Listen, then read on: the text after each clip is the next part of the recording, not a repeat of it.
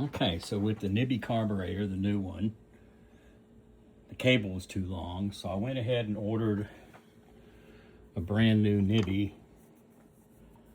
quick twist throttle cable. And so it goes on just fine. But now I have the issue with the buttons, the control buttons, the start and the stop. And so this is the factory one, and you can see it kind of goes on right there, and it has a pin right there that centers on the handlebar.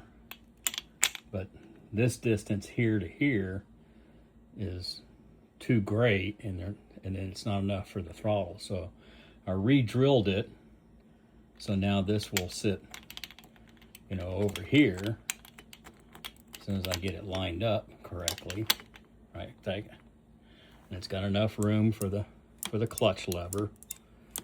Okay, and now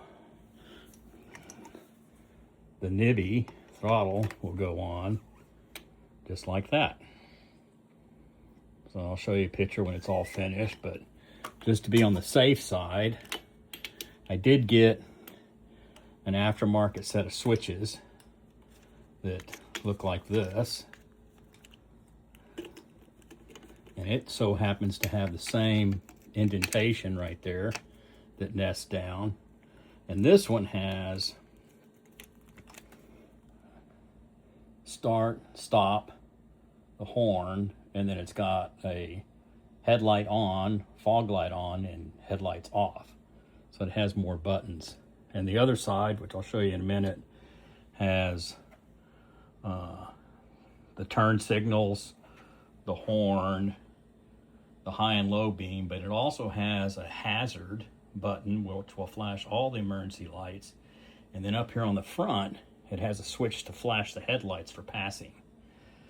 So all of that may get installed here in the next couple of days, but for right now, I'm going to put the IceBear switches back on just so I can finish the throttle up and get going.